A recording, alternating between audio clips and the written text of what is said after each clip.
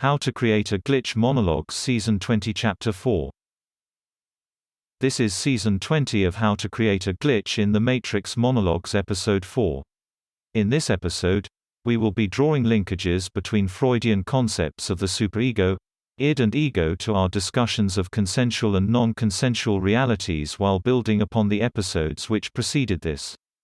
Now to start off, we discussed how when dissonant consensualities interact, the interaction leads to a dialectical deconstruction according to the dialectical gradient of one of the two consensual realities.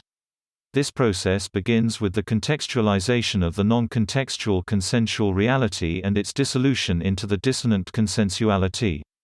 In other words, through mechanisms of spatial non-consensuality, the consensual reality of one is punctured, with the reactive thoughts of the punctured individual being contextually rationalized according to the dissonant consensuality. In other words, the process by which one consensual reality becomes unified with another is through the imposition of spatial dominance, manifesting in the invasion of the body space of the punctured reality through the non-consensual space between the two dissonant consensualities. Now, in the past episode, we discussed how this act of puncturing the consensual reality of one of the participants leads to two possibilities. 1. The individual who is contextualized exceeds his or her position to the other, accepting their reality, creating a conjoined consensuality, through expectation matching. The other alternative is consensual multi-contextuality. In this method, the punctured resurrects his or her consensual reality through the application of multiple levels of meaning to the experiences. In effect, rather than accepting the contextualization of the dissonant consensuality, the punctured substitutes his or her own consensuality, which is rebirthed through the application or exegesis of the experience within the confines of his or her broader consensuality.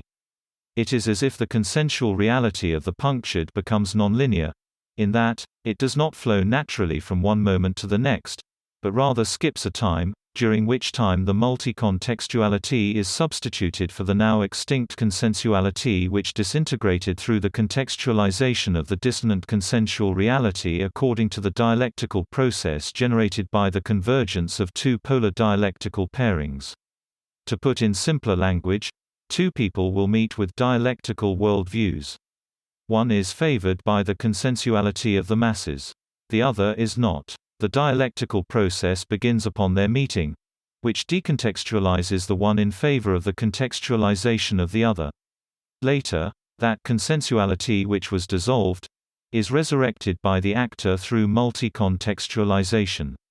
The esoteric can be understood in the context of Freudian understandings of the superego as the sublimation of the consciousness of the actor.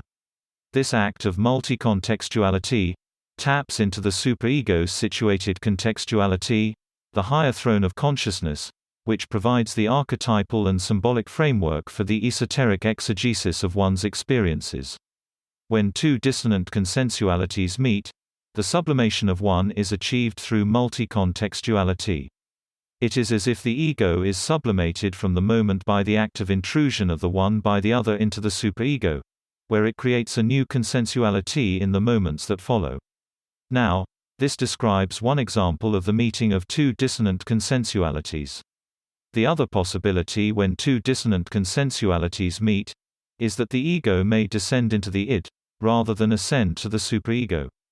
This occurs when the dissonant consensualities reveal a non-consensual space for action.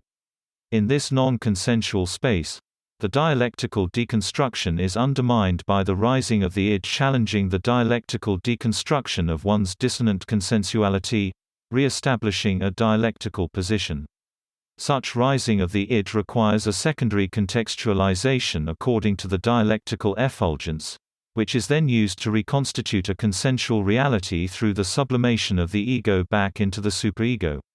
These two paths of dissonant resurrection describe two mechanisms by which the consciousness of the dissonant consensuality is brought back into being through the internal processes of the mind. The mechanisms by which the mind modulates, generates, and attenuates its consensual reality are through the mechanisms generated and preserved in the superego, captured by esoteric contextualization and multi-contextualization of one's experiences in general. It requires a careful balancing of the id with the superego and the gift of sublimation of the ego by the superego. In effect, the esoteric describes the delicate machinery by which this reality is managed internally. That's the end of the podcast for today. If you enjoyed it, please like, comment and subscribe.